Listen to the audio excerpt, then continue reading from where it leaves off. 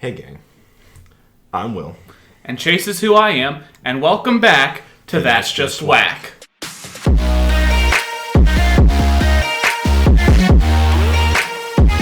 So we've been playing Dungeons & Dragons, the 5th edition, for about 5 years now. Pretty close to it, yeah.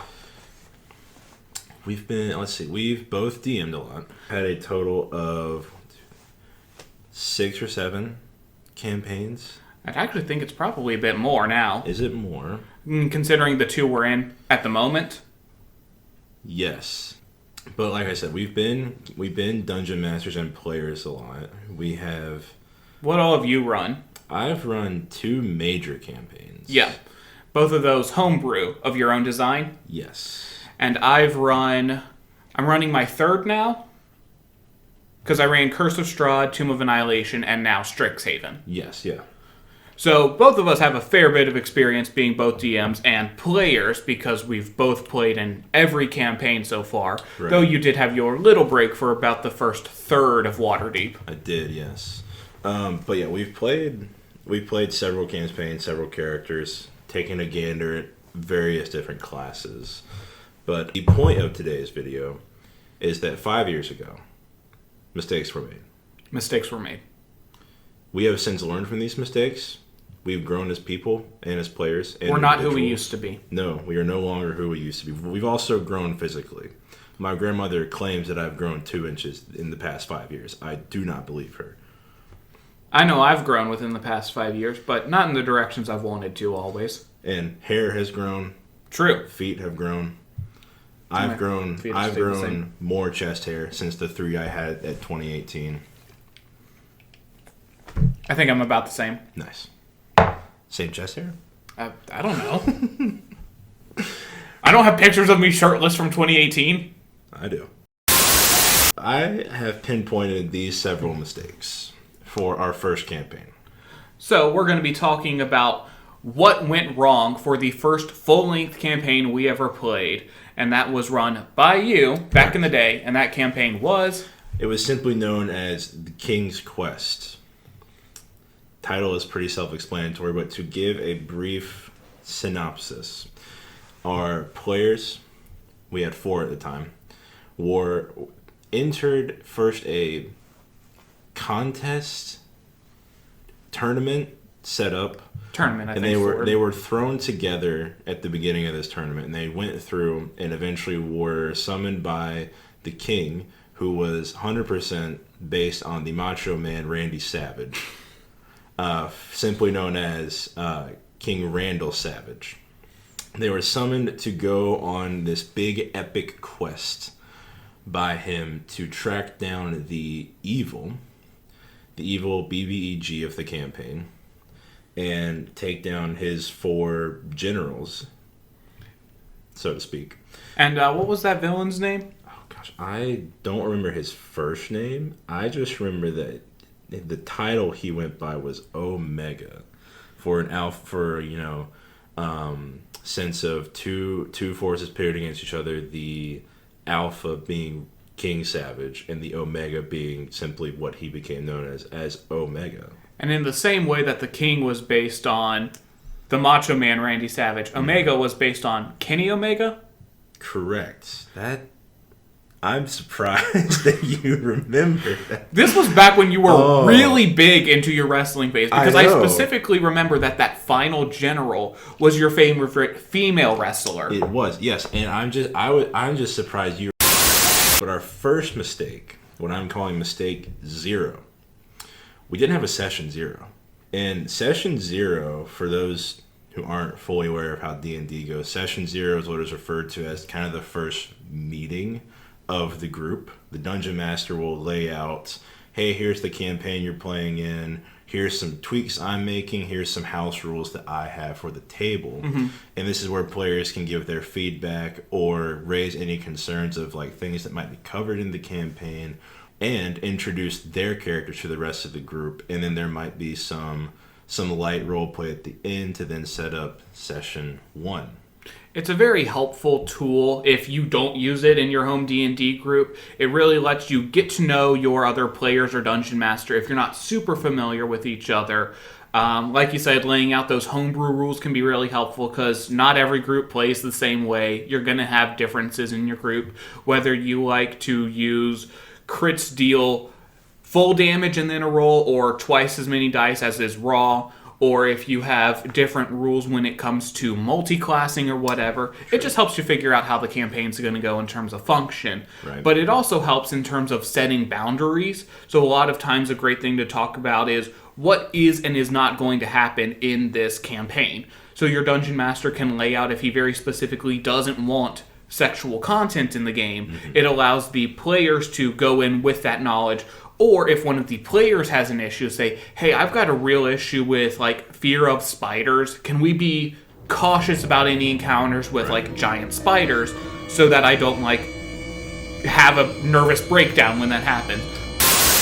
It's also, there was also no further meeting between Dungeon Master and players of, like, hey, this is my character. It was just kind of like, you guys sent me your stuff, and I just kind of took it. I didn't give any, like, oh, this doesn't quite work, let's change this up. It was a... Right. We didn't know how to do things. Yeah, because it can be really helpful to fit your character to the campaign. It's something you should always do, is consider the world you're playing in, the story that's going to be told, and make sure your character fits in that world. If you're going to be playing a grim horror campaign like Curse of Strahd, it can help to make characters that are going to fit well in that world. Whether the story you want to tell is a very bubbly, bright and happy bard who has their like entire point of view, their world crushed by the grim, the darkness that is Ravenloft, or if you want to start with a darker, edgier kind of character who's going to fit well into that world by playing something like a Shadow Sorcerer. Right. It fits really well into that campaign,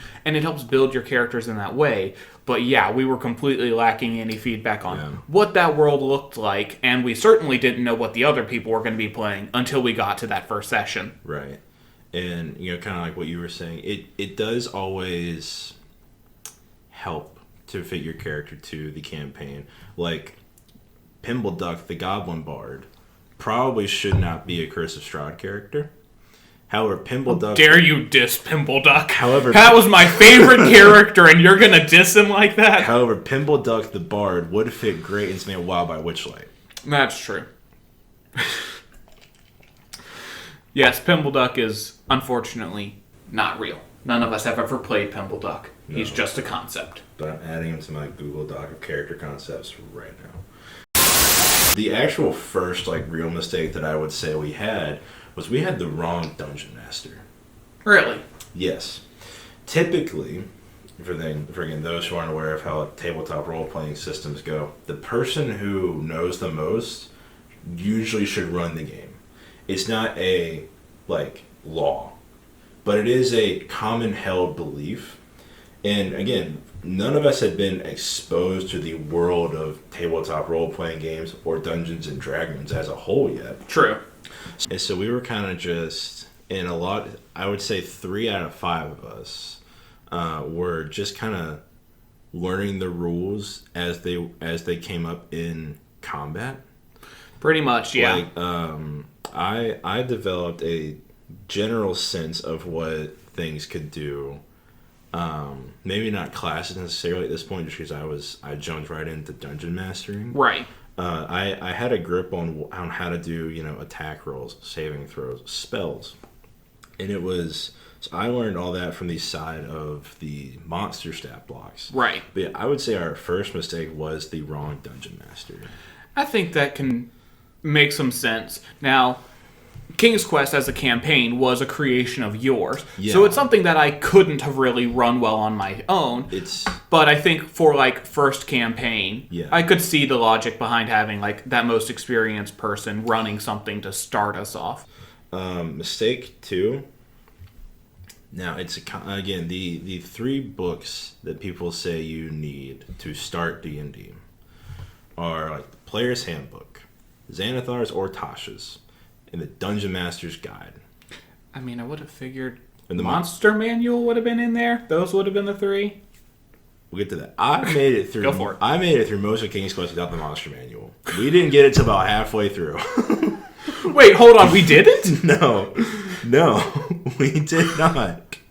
We were working off of loosely, Googling monsters in Dungeons and Dragons. Okay, well, and we had an idea. Having an actual monster manual doesn't mean that much when you can look them up. We had a general idea of how stat blocks should be set up. Yeah. In the stats, and that was it. Like, we didn't have the monsters themselves in the monster manual. About halfway through is when I bought that book. And we also didn't. We literally had the starter step. Player's handbook. Yeah. And we started playing. Yep. We didn't have any extra books, even though they were out by this point. So all the characters came from just the player's handbook? Player's handbook. Okay, so I know my character did we had a tiefling sorcerer. We had a dragonborn bard. We had a wood elf monk, and then a high elf ranger. Right. That high elf ranger was a hunter. The sorcerer, wild magic. I think the bard was lore. Nope. They were valor? Nope. Wait, where were they? If I don't, because those were the only two in the player's handbook. I know it wasn't the actual second mistake. We did homebrew too early. We were too early, too much. It was almost as if you took a newborn babe and you threw them into the pool and said, swim. And we almost drowned. But I'd say we did drown a couple of times. We had homebrew too early. Homebrew, by the way, is fantastic. There are tons of great creators out there that have fantastic homebrew pages on Instagram, Twitter, subreddits, and even things like Kickstarter. Homebrew is awesome. There's a lot of really good stuff out there that's not published by Wizards themselves. And they're better at it than I was. For sure. We had no clue how magic items were, what they could do from the Dungeon Master's Guide or any book or any other books they were in. And so we just ended up with these magic items that were completely broken. Yeah. All of them should have been legendary or higher rarity. I think they technically, because because again, we didn't know how they worked. Right. I think we technically called them legendary. Well, you gave us some that were called that. Yes. But rarity was not a thing we were familiar with in any regard. And we knew... You just came up with something and it was like, yeah, this seems balanced. We knew how... It wasn't. We knew how, +1 arcane folk, sure. Or arcane folk guy, +1 weapons worked. But those were just, what those are kind of basic. They're kind of basic. They're kind of boring. So what unique stuff could you toss out? Well, and then stuff that ended up being far too overpowered. Right. This just kind of goes into further mistakes we made. I didn't know about the idea of saying no to your players as a dungeon master. And if I recall, I went back. I found the original document. It took me many hours to find the original document. I found some of these magic items. I said in the description, okay, slapping them together, made it a great sword, making it one big sword. Okay, but Paul asked if they remained a long sword, and he thought when I said great sword, it's just great. It was the sword's great. It's awesome. That's a pretty great sword. And so there was confusion there, and I as a dungeon master was afraid to say no. That's not how that works, Paul. Right, because so it became a thing of just became that. And to settle, Paul was the player of this Dragonborn Bard, just because they don't know that. Right. But yeah, that greatsword obviously has properties like heavy and two-handed that it has to follow to be a greatsword. Right. But you just said, okay, sure, it can still be one longsword that's two long swords taped together. Yeah. And that allowed him to still wield it one-handed, despite the fact that I think he played the entire game with them separate, even though it wasn't exactly optimal. But, hey, he had fun with it. Basically, I did Tears of the Kingdom before Tears of the Kingdom was Tears of the Kingdom. Though I assume the fusion would not have been longsword on top of longsword and you attack from really far away. No. More just taped together at the base. But, I did Tears of the Kingdom before Tears of the Kingdom. Ahead of schedule. Again, homebrew is fantastic. This is bad homebrew. It's true. This is what some in the D&D community refer to as trash D&D. But that's like, again, mistake number 2 is just homebrew too early. Yeah. And again, just some quick points about this. The world made no sense. You look at a Zelda map, it doesn't make sense. You're like central area in the middle. You for some reason have this super snowy tundra right next to the super hot desert, and then also the super fire-based volcano area. Right. And then the forest is just down here. Just forest. Or then your like lake area in one game. So that's kind of the setup that this world had, because again, that Legend of Zelda influence of RPGs.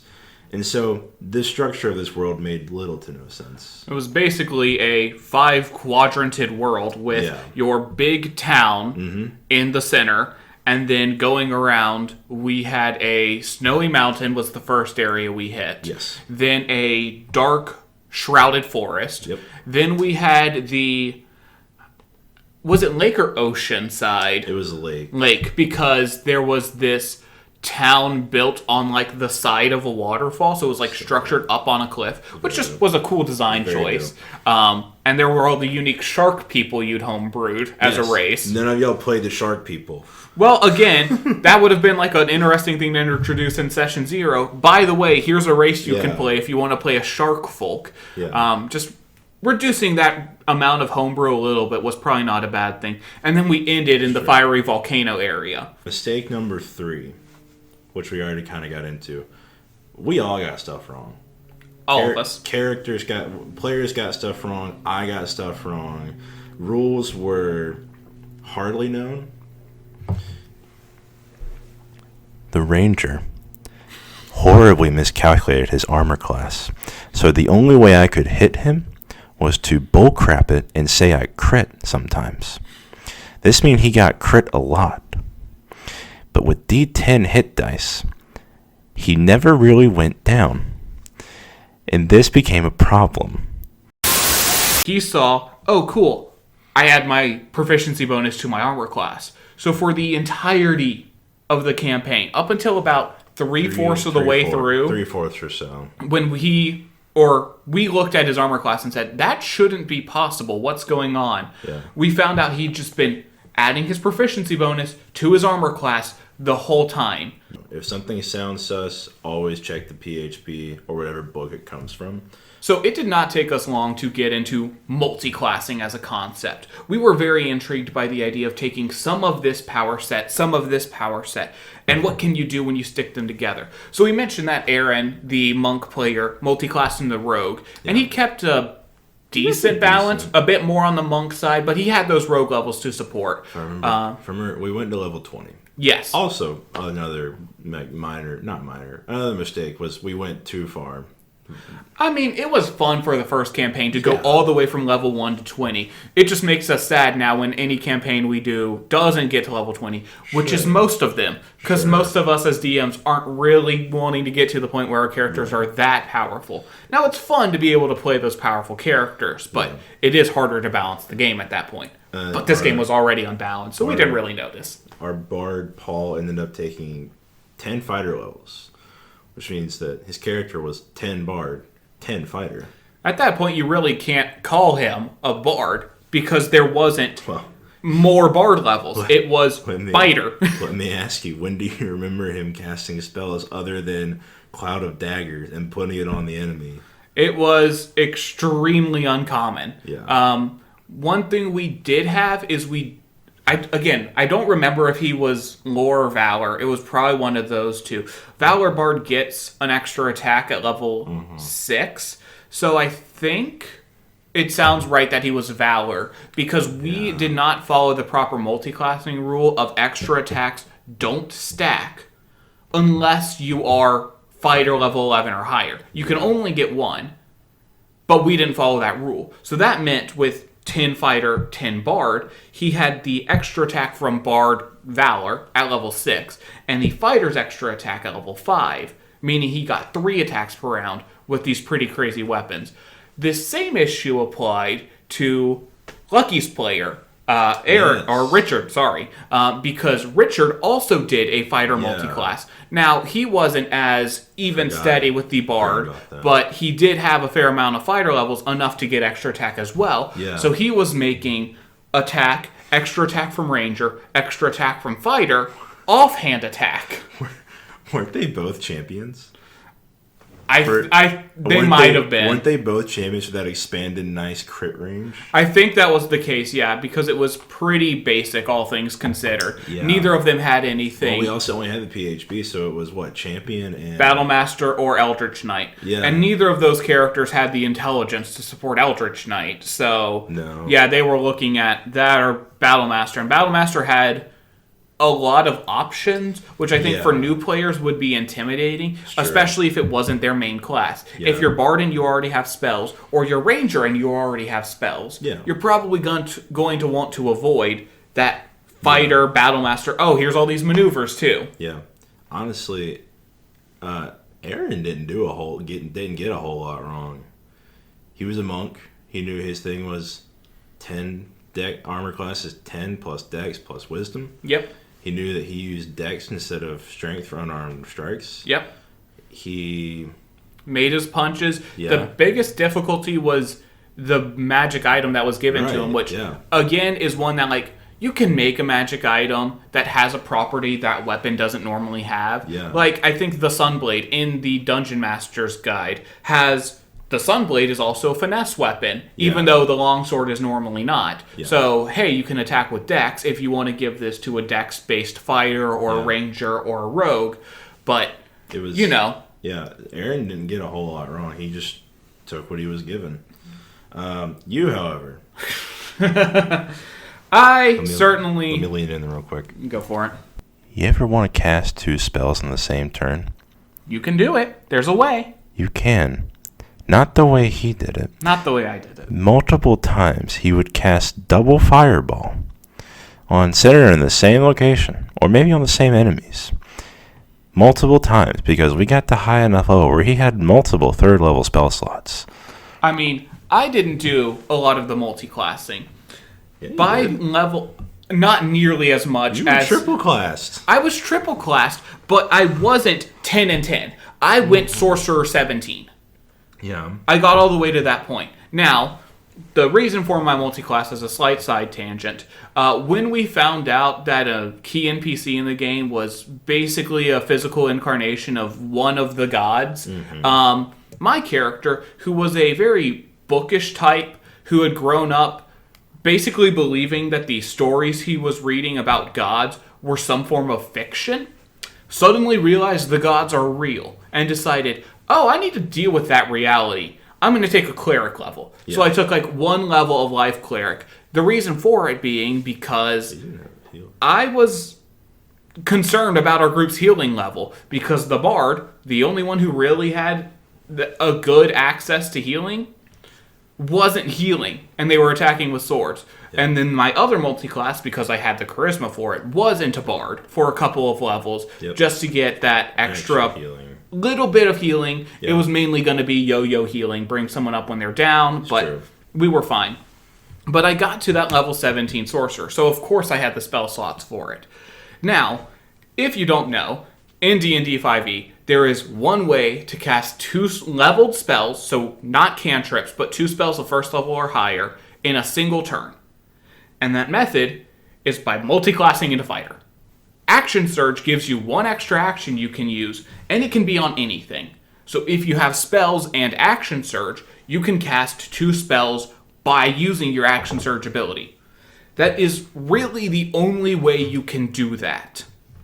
However, sorcerers, which I was, wild magic, get meta magic. And one of the options I saw that I was really intrigued by was Quicken Spell. You can take a spell that normally has a casting time of 1 action and crunch it down into a bonus action. And I'm sitting here looking at that well, what good does that do you? You now have an action for something else. Oh! You use your bonus action for the spell, and you use your action for a spell, right? No.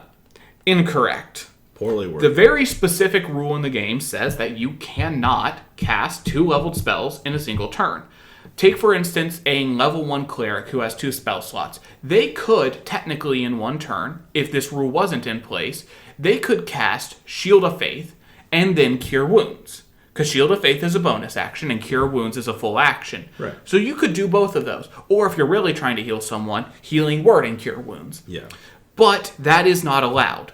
And moving into our final mistake that I can identify from this campaign was mistake 4. Expectations. This is more so my own as a DM. I expected us to get too comfortable too quick with D&D. Like, when I think about this campaign, boy oh boy, we didn't do a lot of the role play from the, quote, world's greatest role-playing game. Most of it was just doing the kind of newbie way of saying, like, I would like to say this to this character. And then that was our... I'd like to ask them. Yeah. And then it would be like, it was a lot of like, waiting for you guys to say, I want to roll investigation. That sort of things. So it was like, and then I got the experience that every DM around the world knows of, like, this big important thing is revealed to you as characters, and the reaction is just, cool, we move on. And it kind of, that happened a couple of times with, like, what I set up is, like, big reveal, and then just the way we were new to playing, it was like, I don't know how to role play my reactions, so we just keep going. Yeah? Yeah. At most, you get like my character has a shocked expression on their face, and mouth is agape. Yeah. But it wasn't like good role play. There wasn't an extra 10 minutes of, like, role play the fallout of our reactions to it. Right. I was, like, ready to role play all that when those reveals happened, and then it was just like I guess we move on.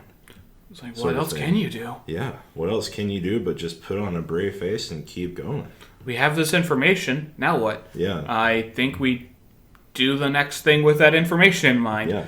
Well, logically, yes, but guys, come on, you can take the time and react to it. Yeah, while there were a lot of tiny mistakes within these big mistakes, that's all I can identify as what I would call our mistakes were made 5 years ago list.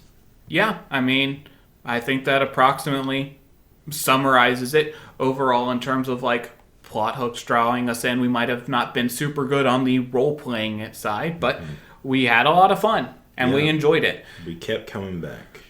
Kept coming back and kept coming back.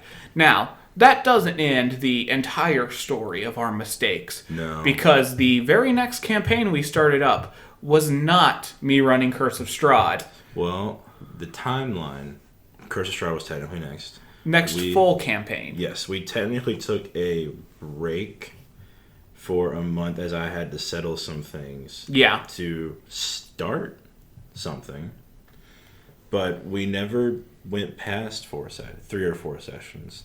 And mistakes were carried over into this little foray into things. So my first attempt with DMing had its own very unique and different set of problems and mistakes. If y'all are interested, let us know. We might make another We Made Mistakes 4 years ago. Because the next time we tried something, it wasn't perfect. We've gotten better by now, but mistakes were carried over, changed, altered, and spat out a almost...